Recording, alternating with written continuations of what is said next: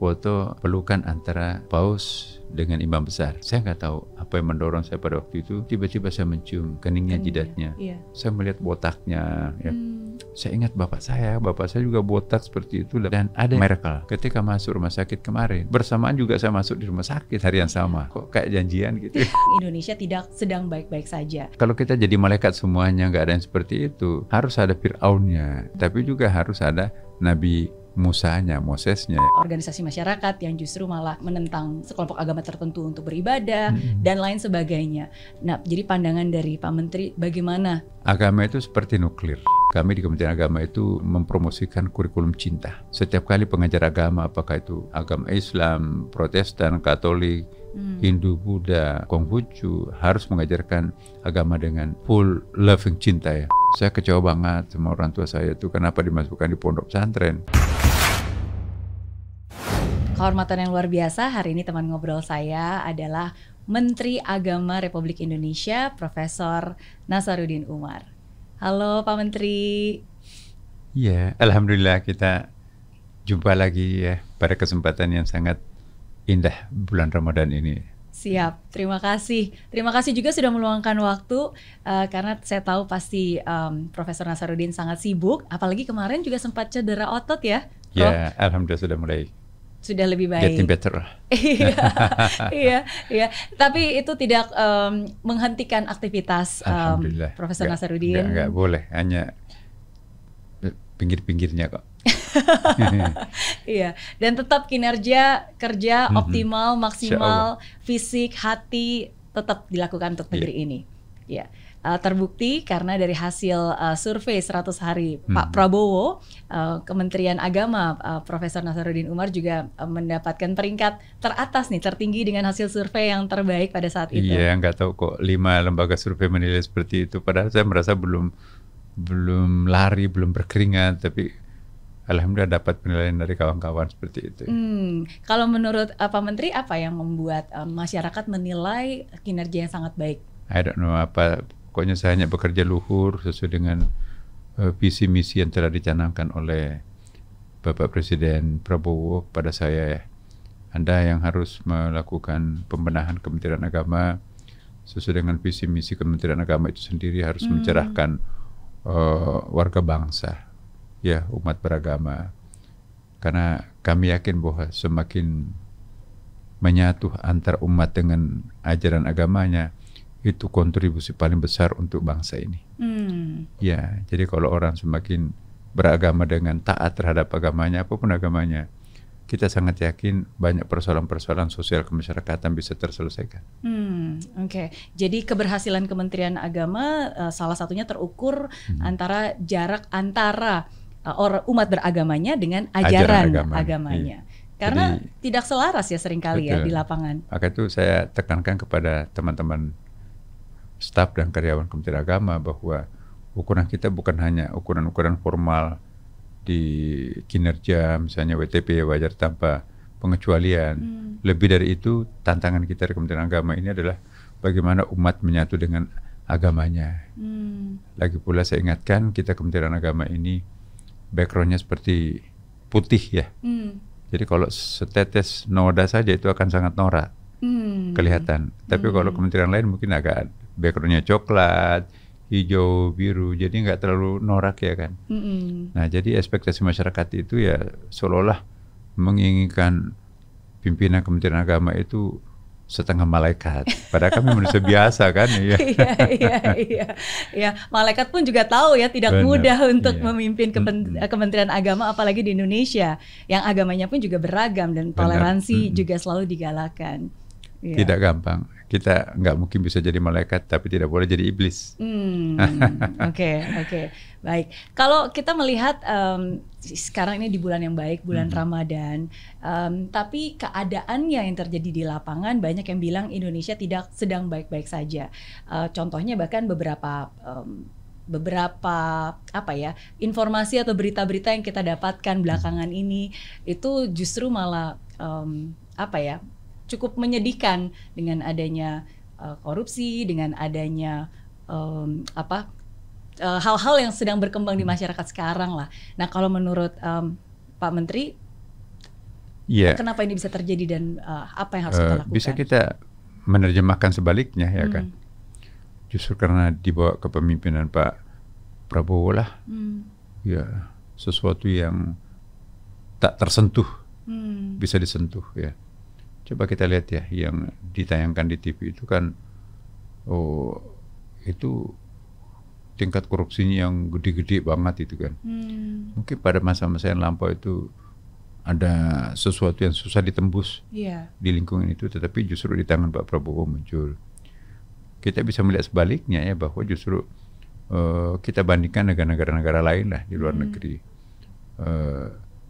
Banyak sekali yang terdampak dengan krismon sekarang ini kan. Apalagi di kawasan Timur Tengah, di situ ada Israel dengan tetangganya perang. Kemudian juga di Rusia dan tetangganya Ukraina juga perang.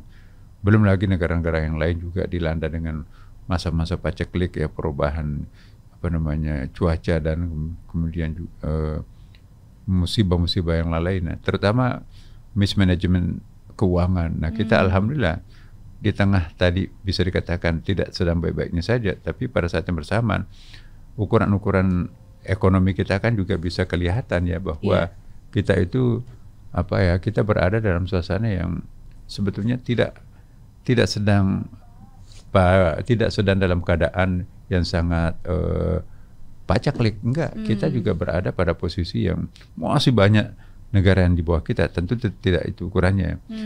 Coba kita lihat contohnya, kalau kita ke luar negeri itu kita bangga itu menjadi orang Indonesia. Wah, dari angka-angka ya misalnya kan, pertumbuhan ekonomi Anda kan sudah sampai sekian ya kan, misalnya di atas 5. Saya baru pulang dari Mesir ya, itu pertumbuhannya itu sangat, negara terancam lah ya. Inflasinya saja 6 ya. Nah, kita inflasinya kan ya kurang lebih 1 lah, bahkan sangat baik ya kalau dari segi angka-angka ya. Mungkin nanti pemerataannya mungkin ada persoalan lain tersendiri ya. Tapi dilihat dari sudut angka-angka, kita tidak sedang masalah besar ya. Memang ada isu penghematan isu sekarang ini efisiensi. Tapi tidak dalam keadaan negara kita sedang genting sampai ada efisiensi. Tapi maunya presiden itu kita melakukan betul-betul efisiensi ya. Bukan kita sedang sangat kritis sehingga harus ada efisiensi. Efisiensi itu nanti kita kumpulkan, presiden mengumpulkan dalam satu lembaga ya, wadah, dan itu akan redistribusi kepada yang lebih efektif, efisien ya kan. Dan itu dampaknya itu akan sangat terasa nanti di masyarakat jangka panjang ya kan. Jangan jangka panjang, jangka menengah juga bisa akan kelihatan ya. Terasa. Nah, ini mari kita melihat kebijakan pemerintah sekarang dalam skala makro, di samping mikro tentunya juga jangan dilepaskan ya. Ya, kita harus jujur melihat diri kita sendiri ya. Jangan seperti melihat diri kita sendiri tidak punya percaya diri. Coba kita lihat luar negeri, Mbak Riana sering ke luar negeri, bagaimana angka-angka itu. Kita tuh bangga menjadi orang Indonesia ya. Ya, selalu tampil sebagai pembicara utama misalnya dalam sebuah seminar-seminar internasional.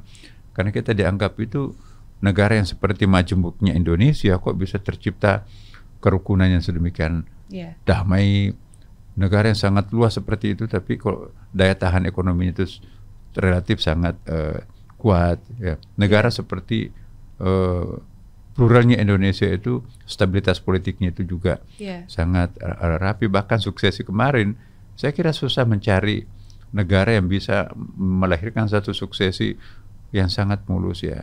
Terlepas dengan segala catatan-catatan yang ada ya, tetapi kita mari bercermin juga kepada negara-negara yang lain. Jangan-jangan kita lebih bagus daripada negara besar ya kan. Ya, tapi tergantung sudut pandang mana kita melihatnya. Betul, setuju, dan saya suka sekali Pak Menteri mengingatkan kembali tentang pola pikir kita. Prasangka yang baik akan menghasilkan hal-hal yang baik. Dan betul sih, maksudnya kalau kita melihat sekarang ada bagaimana hal-hal yang tidak baik dibukakan, sesungguhnya itu cara Tuhan untuk bisa mengarahkan kita ke jalan yang benar, mengarahkan kita ke tempat yang lebih benar. Daripada terjadi pembusukan. Betul, daripada terjadi pembusukan kan lebih baik diketahui dan segera dibenahi gitu. Dan sangat setuju kalau dibandingkan dengan apa yang terjadi di dunia, Indonesia menjadi salah satu contoh. Salah satunya tahun lalu menjadi kunjungan dari Bapak Paus Fransiskus juga memilih untuk berkunjung ke Indonesia. Karena kalau kita melihat dunia yang serba penuh dengan peperangan, Indonesia menjadi salah satu contoh bagaimana toleransi keberagaman bahkan menjadi tamu terhormat di Istiqlal, ya kan? Betul, betul. Kalau di saat seluruh dunia atau beberapa negara membangun dinding, justru di sini membangun jembatan, membangun sebuah terowongan yang menyambungkan dua rumah ibadah terbesar di Asia. Itu the first in the world itu kan. Jadi itu juga terowongan itu menjadi ikon baru Indonesia, ya kan. Turis-turis yang datang pasca pembangunan terowongan, pasca hadirnya Paus, dan pasca gagasan-gagasan cerdas Istiqlal sekarang ini, itu luar biasa ya. Dan maka itu kami waktu diundang ke UN ya, di United Nations itu, PBB minta saya selaku imam besar dan juga sekaligus President of International Grand Imam Associations, diminta untuk melakukan pendekatan-pendekatan terhadap masjid-masjid yang ada di Amerika Latin, karena imigran-imigran dari Timur Tengah banyak di sana yang mungkin nggak bisa menembus Amerika Serikat ya. Akhirnya mereka membuat pemukiman-pemukiman baru di wilayah-wilayah Amerika Latin, dan mereka menginginkan supaya masjid-masjid yang ada di sana, termasuk juga di Afrika, kami diminta juga bagaimana menciptakan masjid-masjid itu seindah dengan Masjid Istiqlal, bukan saja bersihnya, indahnya, greennya dan lain sebagainya, tapi memasyarakatkan toleransi kemanusiaan di situ, kan, kesetaraan. Iya, betul. Apa makna bulan Ramadan khususnya di tahun 2025 ini untuk Pak Menteri? Iya. Ramadan artinya menghanguskan, membakarkan. Diharapkan dengan Ramadan ini membakar kesalahan-kesalahan masa lampau yang pernah kita lakukan. Kita harus berani melakukan introspeksi apa yang negatif untuk diri pribadi, keluarga, masyarakat dan negara dan dunia, dan terhadap lingkungan alam kita ganti dengan menjadi yang lebih baik. Jadi kami di Kementerian Agama itu membuat ada 4 priority ya. Priority pertama kami mempromosikan kurikulum cinta, terutama guru agama ya. Setiap kali pengajar agama, apakah itu agama Islam, Protestan, Katolik, Hindu, Buddha, Konghucu, harus mengajarkan agama dengan full loving cinta ya. Jangan katanya ngajar agama tapi mengajarkan perbedaan, apalagi kebencian satu sama lain. Yang kedua, kami juga menekankan betapa perlunya kita membuat semacam terobosan. Kita harus berani berpikir lain untuk mengevaluasi sistem teologi yang kita anut ya. Kami memperkenalkan dengan ekoteologi. Selama ini kan teologi kita itu terlalu over maskulin. Padahal Tuhan kita itu kan lebih menonjol sebagai feminin. Para nabi juga lebih menonjol sebagai feminin. Kitab suci itu juga kitab suci lebih feminin. Tapi kok umatnya over maskulin. Akibatnya alam rusak. Akibatnya pidana di mana-mana terjadi pokoknya keresahan muncul. Nah, kita akan mencoba memperkenalkan ekoteologi. Bagaimana kan dalam pandangan ilmu agama ya, ada 3 hal. Ada mitos, ada logos, dan ada etos ya. Ini harus simetris. Mitos itu menyangkut masalah faith, keyakinan mendasar ya. Dari mitos itu nanti diartikulasikan menjadi logos ya. Dari logos nanti itu diimplementasikan menjadi etos. Ya. Nah, harus simetris ini. Jadi kata Max Weber, ahli sosiologi agama, ya kalau kita mau merubah perilaku yang tidak sehat dalam masyarakat itu tidak bisa dengan hanya melihat sistem etosnya, tapi harus lari ke atas ke sistem logosnya. Dan logosnya bermasalah itu pun juga harus kita kaji lagi, mungkin masalah teologinya. Jadi semuanya harus komprehensif. Jadi maka itu kami ingin memperkenalkan ekoteologi, teologi yang lebih green, teologi yang lebih soft, teologi lebih feminin, teologi yang lebih nurturing, bukan teologi yang over maskulin, bukan teologi yang struggling, bukan teologi yang powerful. Nah, kita sangat yakin bahwa agama itu hadir untuk menjinakkan kalbu yang keras, meluruskan pikiran yang bengkok, ya kan, menegakkan langkah-langkah yang lunglai, ya, kemudian mempertajam visi ke depan. Nah, kalau energi positif ini dihimpun dalam diri individu, keluarga, masyarakat, dampaknya adalah ke negara. Tidak mungkin ada negara ideal yang tidak disusun di atas masyarakat yang kuat. Tidak mungkin ada masyarakat yang kuat tanpa ditopang oleh keluarga-keluarga yang sakinah, yang hebat. Dan tidak mungkin ada keluarga yang kuat tanpa didukung oleh faith, kekuatan batin yang sangat solid, yang kuat, ya kan. Jadi jangan mimpi ada negara ideal di atas masyarakat berantakan. Jangan mimpi masyarakat ideal kalau rumah tangga diwarnai perceraian, konflik dan sebagainya. Jadi cara memperbaiki negara basicnya harus mulai individu, berdampak nanti kepada keluarga. Keluarga yang bagus berkontribusi untuk menjadi masyarakat yang ideal. Masyarakat ideal itu bisa menciptakan negara malaikat. Wow. Dan itu possible ya.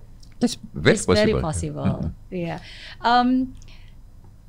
Agama itu sesuatu yang, agama atau kehidupan spiritual ada sesuatu yang harus dialami dulu baru diamalkan. Apakah Pak Menteri setuju? Ya, saya sangat setuju. Memang harus seperti itu agama itu. Tapi kita harus hati-hati. Agama itu seperti nuklir.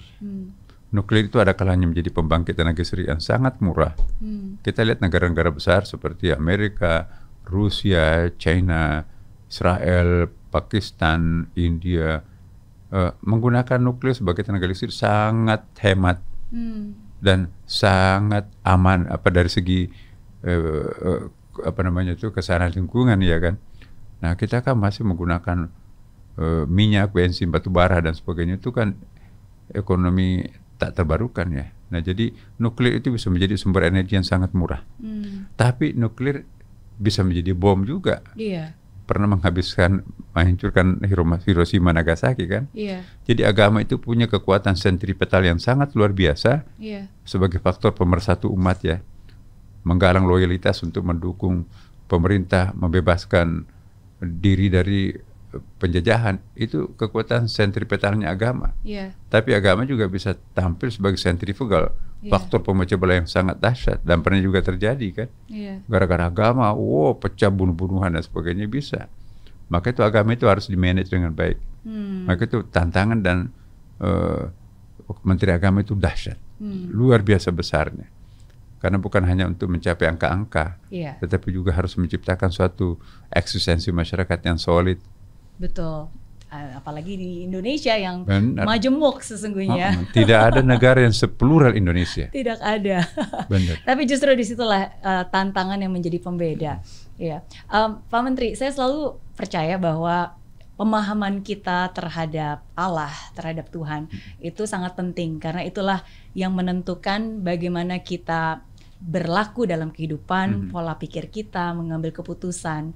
Karena pemahaman yang tidak benar akan berujung kepada tindakan yang tidak benar. Nah, sedangkan pemahaman itu menurut saya juga berdasarkan pengalaman yang kita alami terhadap Allah yang Maha Kuasa, kepada Tuhan. Nah, kalau saya izin bertanya, kalau menurut Pak Menteri, apa pemahaman yang Pak Menteri punya terhadap Allah Subhanahu wa Ta'ala?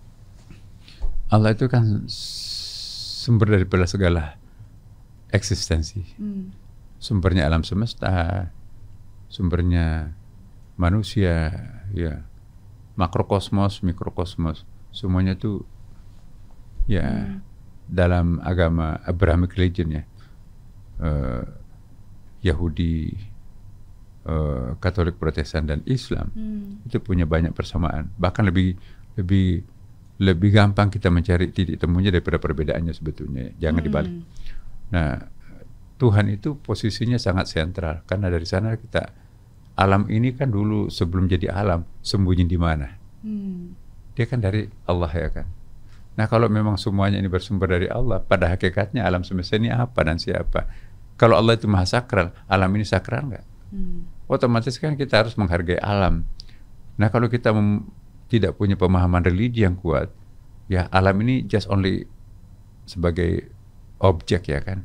Tapi kalau kita sadar bahwa semuanya kita dari Tuhan, berarti alam ini adalah saudara kembaran saya sebagai makhluk ciptaan Tuhan, ya kan. Maka kami tidak boleh menzalimi, mengeksploitasi alam ini melampaui daya dukungnya, kan. Jadi konsep dosa di sini bukan hanya menyakiti sesama manusia, menyakiti alam semesta itu juga dosa. Nah, ini yang kami akan kembangkan. Jangan hanya dosa itu pada saat kita menyakiti hati orang lain.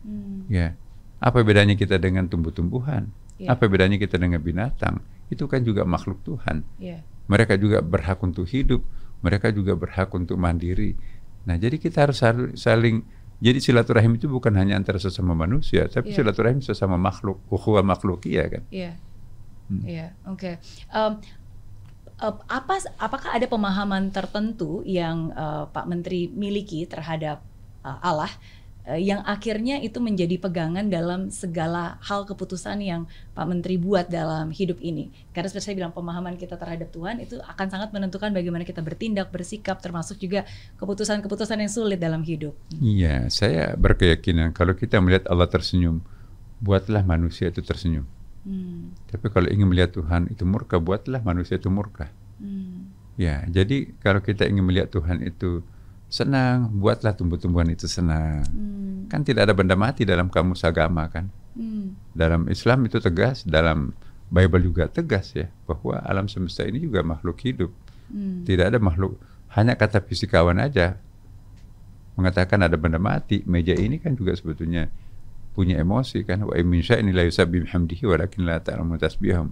Semuanya itu bertasbih kepada Tuhan, hanya kita nggak paham tasbihnya apa. Nah, apalagi Abraham religionnya Yahudi, Nasrani dan Islam itu punya pendapat yang sama dalam hal ini kan, yang monoteistik itu kan. Jadi nggak ada masalah. Apalah, sebetulnya Hindu juga sama kok. Hindu juga itu tidak boleh menebang pohon, kecuali kalau melakukan upacara-upacara tertentu dan kalau ada alasan tertentu. Nah, kalau ada orang yang seenak-enaknya menebang pohon tanpa ada alasan, seenak-enaknya menembak burung jas hanya iseng aja, ya, apakah kita akan berpesta gembira di atas penderitaan orang? Bahkan kalau orang yang punya emosi kebersamaan, ya, kita tidak mungkin berpikir sangat sekuler. Super sekuler itu sebetulnya itu non religi itu ya. Contohnya misalnya kita pulang kampung, bentar lagi mudik nih kan. Kita melihat pohon, wow, banyaknya pohon-pohon ini kalau digergaji ini nanti berapa meter kubik ini kalau diekspor ke Amerika ini nanti berapa dolar itu ya. Tanpa pernah berpikir sedikit pun berapa ribu serangga dan burung-burung yang beranak pinak di pohon itu, kalau itu ditebang punahlah mereka kan. Wah, ini hamparan ini. Kalau kita terbangkan helikopter, bawa satu jerken bensin, lempar korek, dalam tempo 1 hari 30.000 hektar itu rata dengan tanah, tanami kelapa sawit, dalam tempo 3 tahun bisa produksi, bisa membeli dunia gitu kan. Tanpa pernah berpikir betapa banyak ekosistem yang hancur karena ulah kita itu. Jadi egoisme, egosentris kita sebagai manusia itu dosa besar. Kita nggak boleh, karena mereka juga makhluk hidup Pak. Mereka juga dari Tuhan sama dengan kita kan. Sangat menarik ya untuk kita memiliki pemikiran dan pemahaman seperti itu, dan saya yakin itu pun juga selalu dari pengalaman dan juga didikan dari masa kecil yang terus bertumbuh dan berkembang, termasuk pembelajaran dari orang-orang yang kita temui, apa yang kita dengar, apa yang kita lihat. Saya jadi penasaran kalau dari masa kecilnya Pak Menteri, itu apa yang paling diingat dan sebenarnya cita-cita waktu kecil tuh pengen jadi apa sih Pak Menteri? Ya, saya dulu pingin jadi mantri. Oh iya? Karena ada om saya tuh kerjanya suntik-suntik orang di desa itu kan. Kalau saya bawa tasnya gitu ya, kalau habis nyuntik orang kasih uang. Oh, Bapak, saya mau jadi mantri. Mantri itu kalau sekarang ini mungkin perawat ya. Nyuntik orang kasih uang. Ya. Oh, ternyata masih ada di atasnya. Di atasnya perawat itu namanya dokter. Ya kan.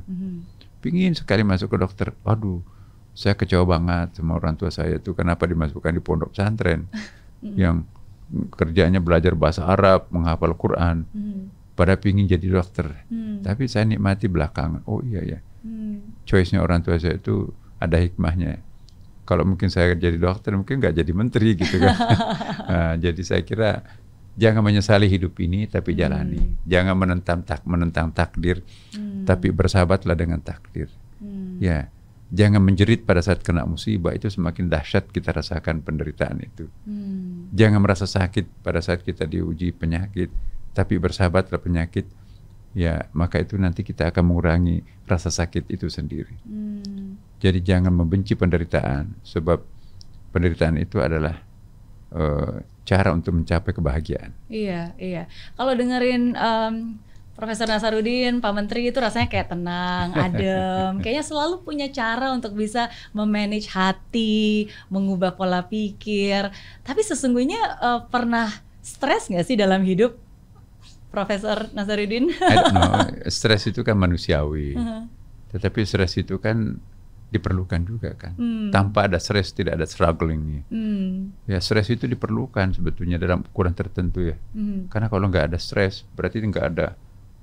Wah, saya harus mengatur waktu secara efisien, efektif ya kan. Jadi ambil positifnya semua yang datang dari Tuhan. Stres itu dibenci orang, no. Semua yang diciptakan Tuhan itu seperti kertas yang sebelahnya belah, satunya kosong, satunya bertuliskan. Ya jadi satu sisi kita mengatakan ini musibah, tapi juga ada hadis Nabi kalau dalam agama Islam ya. Saya kira agama Katolik Protestan juga sama ya. Bahwa penyakit itu adalah pencuci dosa masa lampau ya. Nah kita sangat yakin di mana ada ujian, di situ ada kenaikan kelas. Tidak ada kenaikan kelas tanpa ada ujian. Jadi kalau kita kena musibah, ada penderitaan, nggak ada orang yang setiap hari ketawa dan nggak ada juga orang setiap hari menangis. Hari ini kita tersenyum, ya, tapi besok kita nangis. Ya sama dengan siang dan malam kan. Kalau nggak ada siang, nggak ada malam kan. Kalau nggak ada malam, nggak ada siang. Kalau nggak ada surga, maka tidak ada neraka kan. Jadi adanya surga untuk membuktikan adanya neraka, adanya neraka untuk membuktikan adanya surga. Jadi jangan meratapi dirinya berada di mana. Bagi saya sendiri juga jangan takut neraka dan surga. Itu kan dari Tuhan juga ya kan. Ya, jangan melawan takdir lah. Tapi kita harus bersahabat dengan takdir. Ya Allah, saya hamba-Mu. Dibuat tunjukmu kami berada. Ya kalau memang Engkau memaafkan kami, memang Engkau Tuhan Maha Pengampun. Tapi kalau enggak mau mengampuni kami, mau menyiksa ke dalam neraka, memang aku pantas masuk neraka. Tapi permohonan kami kalau masuk neraka, izinkan saya memanggil Engkau dengan cinta. Allahu Akbar. Neraka terasa surga.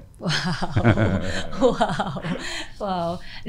Dan mungkin kesulitan dalam hidup itu adalah cara Tuhan untuk kita bisa merasakan Dia. Karena bagaimana mungkin kita bisa tahu bahwa Dia Maha Penyembuh kalau kita nggak pernah merasakan sakit. Bagaimana mungkin kita bisa tahu bahwa Tuhan Maha Penolong kalau kita nggak pernah merasakan yang namanya kesulitan. That's right. Jadi sometimes seringkali itu Tuhan menghendaki dan membiarkan kita merasakan hal itu, ya mungkin supaya Dia tahu bahwa di atas manusia masih ada Allah yang Maha Besar. Dan kadang mungkin kita lupa untuk kembali kepada yang Maha Besar. Asyik mendengarkannya. Menarik karena kalau di bulan Ramadan sekarang sahabat-sahabat kita umat Islam merayakan dan juga melaksanakan ibadah puasa. Sesungguhnya di umat Katolik pun juga di waktu yang bersamaan kami sedang ada yang namanya masa puasa, masa puasa menuju Paskah gitu, dan sama ada pantang, ada puasa. Jadi bagaimana cara kita bisa menyikapi supaya kita bisa sama-sama indah saling bertoleransi, karena kayak tadi Pak Menteri bilang antara ajaran agama dan orang yang beragama itu seringkali ada gap di tengah keadaan seperti ini yang justru kita sama-sama saling berpuasa dan berpantang, tapi justru malah ada beberapa kejadian-kejadian. Contohnya misalnya ada ormas organisasi masyarakat yang justru malah menentang sekelompok agama tertentu untuk beribadah dan lain sebagainya. Nah, jadi pandangan dari Pak Menteri bagaimana dan gimana cara kita menyikapinya? Jadi puasa itu spiritual training untuk menjadi the best human ya kan. Spiritual training itu latihan spiritual untuk mencapai manusia paripurna ya kan. Manusia itu kan punya grade-nya ya. Masa kita dari dulu awam, dewasa awam, orang tua awam, mati pun juga awam. Awam itu artinya orang yang hidup dalam di atas standar, tidak pernah naik mengupgrade dirinya sendiri kan. Nah puasa itu adalah cara yang terbaik untuk mengendalikan diri kita itu ya, mengintrospeksi diri, mengevaluasi diri, cara yang terbaik untuk melakukan perubahan mendasar dalam hidup kita kan. Dan kita juga sangat bersyukur ternyata dari segi kacamata medis pun puasa itu adalah sesuatu yang sangat menakjubkan ya. Pemenang hadiah Nobel biologi 2 orang profesor dari Jepang tahun 2022 itu kan conclusion daripada makalahnya memenangkan hadiah Nobel itu, berpuasalah kalian yang ingin sehat. Nah itu kan kalau dalam bahasa Islam itu sumu tasihun, berpuasalah siapa yang ingin sehat. Karena kata beliau berdua ya. Nah kita kan ada triliunan sel-sel dalam tubuh kita kan. Tapi kalau orang sudah berumur 30 tahun, tidak lagi ada penambahan sel-sel secara progresif ya kan. Bahkan sel yang sudah ada itu mati. Banyak yang banyak sekali yang berguguran sel-sel yang triliunan itu. Dan itu kan menjadi sampah-sampah biologis. Nah ternyata kalau kita puasa, sel-sel hidup itu lapar juga rupanya. Karena nggak mendapatkan asupan dari luar, nggak boleh minum, nggak boleh makan, maka sel-sel yang lapar itu tadi makanannya adalah sampah-sampah biologis, sel yang sudah mati itu. Jadi mencuci sel-sel yang tadi yang sudah mati itu dalam tubuh kita yang berpotensi menimbulkan berbagai macam penyakit. Jadi sangat tepat rasionalisasi dari pemenang hadiah Nobel itu untuk memberikan justifikasi terhadap bahasa-bahasa agama puasa itu tadi kan. Agama apapun agama kita mengenal puasa semuanya kan. Jadi puasa itu adalah konsep kemanusiaan yang diturunkan Tuhan untuk menciptakan manusia sejati. Iya. Lalu bagaimana, kenapa ada beberapa atau sekelompok orang misalnya kayak tadi di tengah harusnya keberagaman, kita puasa bukan hanya makan tapi kan mengendalikan pikiran hati kita, tapi justru malah yang terjadi di lapangan sebaliknya. Ya itu perlunya pencerahan ya. Itulah perlunya ada orang-orang yang arif saling menasihati ya kan. Karena kalau kita jadi malaikat semuanya nggak ada yang seperti itu, ya ini bukan alam namanya. Ya mungkin sudah surga kita namanya kan. Jadi pemandangan yang dilukis Tuhan itu harus ada Fir'aunnya, tapi juga harus ada Nabi Musanya, Mosesnya ya kan. Nah, siapa yang mampu menerima antara keduanya? Istrinya Fir'aun itu namanya Siti Asia kan. Jadi Asia ini dianggap sebagai the best person. Orang yang paling beriman dalam Quran itu adalah istrinya Fir'aun. Kenapa? Bukan nabi, bukan laki-laki, tapi perempuan lah menjadi the best human dalam Quran. Karena dia mampu menerima Fir'aun sebagai suaminya. Kenapa? Fir'aun itu representasi dari asma Allah, nama Allah juga yang maha menyesatkan, Al-Mudil. Dan dia juga menerima pada sisi lain Nabi Musa yang kecil dirawat menjadi anak bapak ibu angkatnya kan. Dirawat dengan baik. Karena representasi dari Al-Hadi, Allah atau Tuhan Maha Pemberi Petunjuk. Jadi hadirnya Fir'aun itu representasi dari Tuhan yang Maha Menyesatkan. Hadirnya Nabi Musa representasi dari Tuhan yang Maha Pemberi Petunjuk. Contohnya orang diberi petunjuk Nabi Musa. Contohnya orang yang tidak diberi petunjuk bahkan disesatkan adalah Fir'aun. Ya kan? Nah, ada orang namanya Siti Asia mau menerima keduanya karena dia sadar bahwa ini dari Tuhan juga, ini juga dari Tuhan juga. Malaikat dan iblis itu kan ciptaannya Tuhan dua-duanya kan. Kalau hanya malaikat tanpa iblis nggak ada neraka tuh.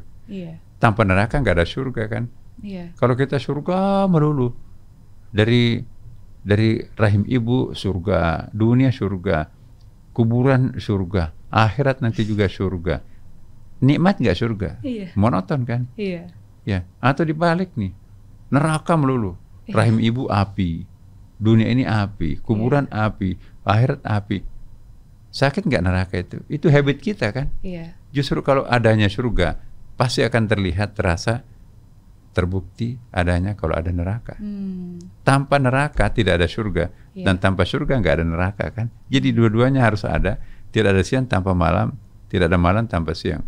Jadi kalau di sini ada Fir'aun, maka di sini juga harus ada Nabi Musa. Di sini ada orang saleh sedang berpuasa baik-baik. Di sini juga ada orang melakukan kebalikannya. Ada satu pemandangan Tuhan itu ya. Itu lukisan Tuhan. Iya kan? Dan janganlah kita mengotori atau merubah lukisan Tuhan. Itu dosa. Iya. 2 pertanyaan terakhir untuk Pak Menteri. Saya akan menyebutkan 5 tokoh negarawan atau masyarakat. Izin komentar dari Pak Menteri. Yang pertama adalah Pak Prabowo. Saya bukan saja karena dia memilih saya sebagai Menteri Agama ya, tapi kami punya memori masa lampau yang memang kenal baik beliau ya.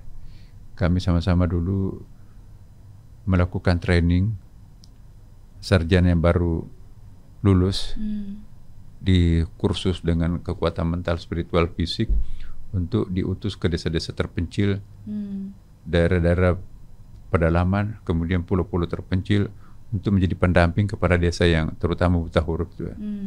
Kita carikan sponsor, dulu dapat bantuan dari Jepang, grant ya, dapat bantuan dari Bappenas. Jadi kami ikut keluar masuk di hutan, melatih 1.009 orang pada waktu itu di Kopassus karena beliau komandannya waktu itu. Saya operatornya ya. Jadi kantor kami satu kantor lah pernah hampir ya 5 tahun. Jadi saya tahu idealisme beliau itu sangat lurus ke depan ya. Bagi saya Pak Prabowo itu sudah selesai pada dirinya sendiri. Jadi tidak perlu khawatir beliau akan korupsi, udah banyak uangnya kan. Nah jadi udahlah, apa yang ada pada dirinya itu sebagai manusia biasa tentu punya kelemahan juga ya kan. Kita lebih banyak positive thinking lah. Karena satu poin yang saya jamin insya Allah beliau sudah selesai dalam urusan-urusan harta ya. Jadi apapun gagasan-gagasannya itu demi untuk rakyat, masyarakat, dan saya kira kita perlu orang seperti itu ya. Dan itu yang dimiliki, dan yang paling penting juga pluralismenya beliau ya kan. Jadi tanpa membedakan agama apa, etnik apa, dia dekat. Itu coba kita lihat ya. Kemampuan untuk melakukan silaturahim dengan siapapun, itu poin yang sangat penting dari beliau. Yang kedua, Gibran Raka Buming Raka. Gibran karena umurnya masih muda, ya saya juga belum pernah bergaul banyak. Tapi sepak terjang yang kami lihat 1 tahun terakhir ini ya, saya belajar dari statement-statementnya itu ada sebuah karakter.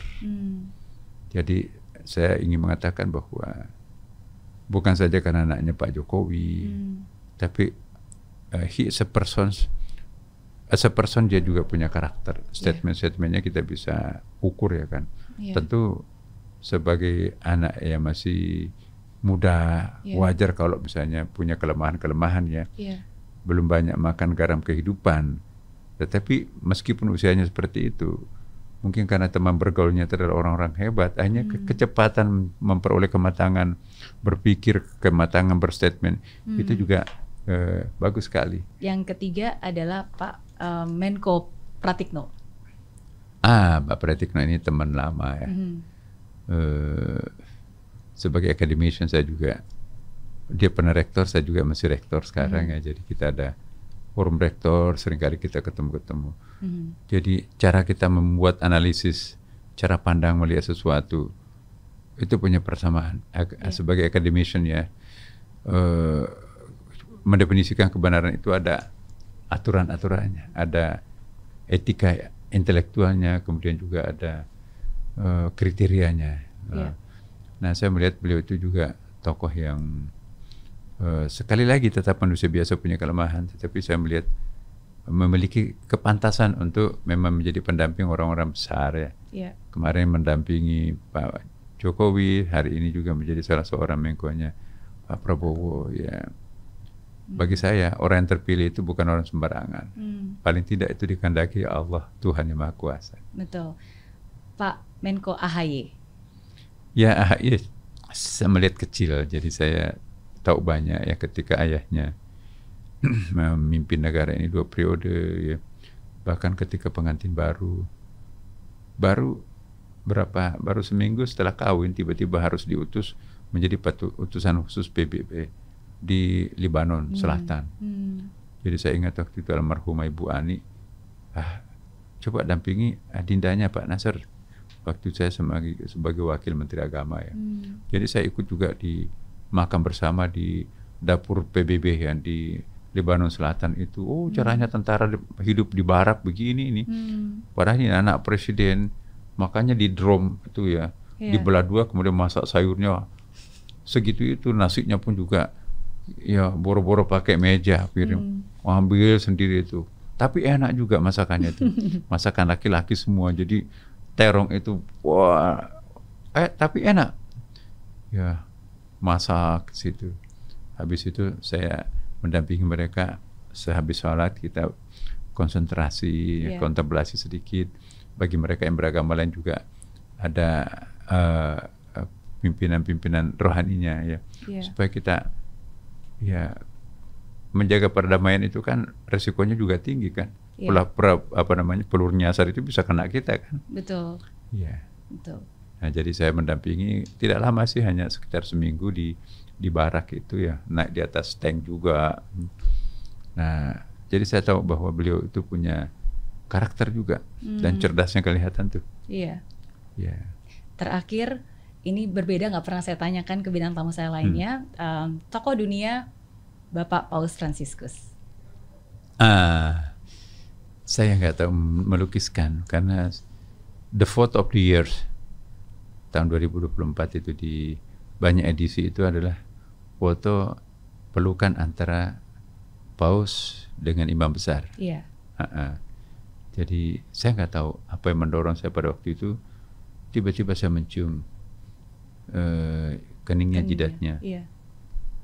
Begitu saya cium, dia ambil tangan saya juga dicium. Itu dipotret oleh teman-teman di Kompas ya, dan diedarkan. Jadi menjadilah photo of the year.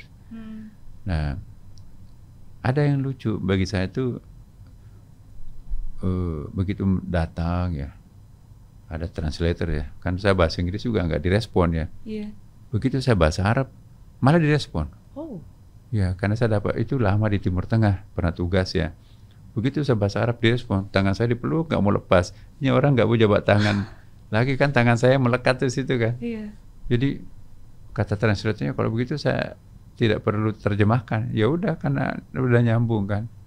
Jadi kita foto bareng. Itu nggak tahu saya melihat botaknya ya. Saya ingat bapak saya juga botak seperti itu dan mewakafkan hidupnya juga sampai akhir hayatnya sebagai guru di pedalaman ya, orang kampung ya. Nah, jadi ada wajahnya mirip bapak saya. Jadi saya cium seperti saya mencium bapak saya sendiri. Jadi mungkin foto itu sangat tulus ya. Iya. Nah, tiba-tiba Paus itu juga mencium tangan saya. Persis ada kehangatan ya waktu mencium Paus itu. Dan ada yang miracle. Ketika masuk rumah sakit kemarin, bersamaan juga saya masuk di rumah sakit hari yang sama. Iya. Karena saya kakinya masuk ke lubang kepleset ya di acara presiden itu ya, dari acaranya Gerindra ya, masuk ada lubang, masuk kaki saya, ditindis teman dari belakang, putus tandanya, lari masuk ke rumah sakit. Saya baca koran, Paus masuk rumah sakit, kok kayak janjian gitu. Ya, alhamdulillah. Jadi foto itu juga ada di Vatikan. Iya. Ya, kami juga simpan di Istiqlal, bahwa itu adalah very very historical karena itu bukan hanya sekedar foto tetapi lambang sebuah perdamaian. Iya. Jadi di sini ada dua kekuatan. Ada kekuatan jembatan terowongan penyeberangan silaturahim. Iya. Ya, the tunnel of silaturahim ya kan. Tapi juga ada foto yang mewakili dua komunitas yang sangat akrab satu sama lain, dan itu tidak pernah ada foto seperti itu sejak dulu. Nah, jadi saya bersyukur ya punya kemampuan untuk menampilkan sesuatu yang menyenangkan banyak orang. Meskipun tentunya juga ada yang tidak senang, biasalah ya kan. Iya. Terakhir mohon izin Pak Menteri, karena tadi suatu kebetulan yang mungkin nggak pernah terduga ya, sama-sama di rumah sakit, dan sekarang kondisi Bapak Paus Fransiskus juga masih dalam tahap penyembuhan. Kalau Pak Menteri berkenan sebagai seorang sahabat, izinkan bolehkah memberikan doa untuk beliau sehingga beliau pun juga bisa dipulihkan kembali kesehatannya. Kami sudah mengumpulkan teman-teman ya, para dubes ada lebih 40 orang dubes datang di Istiqlal. Kita berdoa untuk kesembuhan tokoh kemanusiaan. Bagi kami siapapun tokoh kemanusiaan, apapun agamanya, etniknya, warga negaranya, asal itu pernah berjasa untuk kemanusiaan, maka kita perlu mendoakan. Dan kemudian juga diundang juga di acara yang sama di salah satu universitas Katolik juga saya memberikan, sebelum saya ceramah, saya juga mengajak kepada para mahasiswa Katolik itu, mari kita pertama mendoakan kesembuhan tokoh kemanusiaan ini supaya tetap memberikan pencerahan kemanusiaan. Nah, jadi bagi kita tidak ada ruginya kita mendoakan orang itu menjadi lebih baik. Siapapun dia, insya Allah. Dan saya mengajak kepada para pemirsa juga, mari kita sama-sama mendoakan tokoh kemanusiaan ini Semoga cepat sembuh dan itu memberikan pencerahan kepada siapapun. Dan ini yang kita harapkan. Semoga panjang umur orang Ramba itu sehingga kita mampu mendapatkan berteduh di bawah sebuah pohon yang sangat rindang, ya seperti beliau. Terima kasih. Assalamualaikum warahmatullahi wabarakatuh. Ya. Terima kasih Pak Menteri. Terima kasih buat kesempatannya. Tuhan berkati selalu, sehat selalu. Kapan-kapan kita ngobrol lagi. Terima kasih.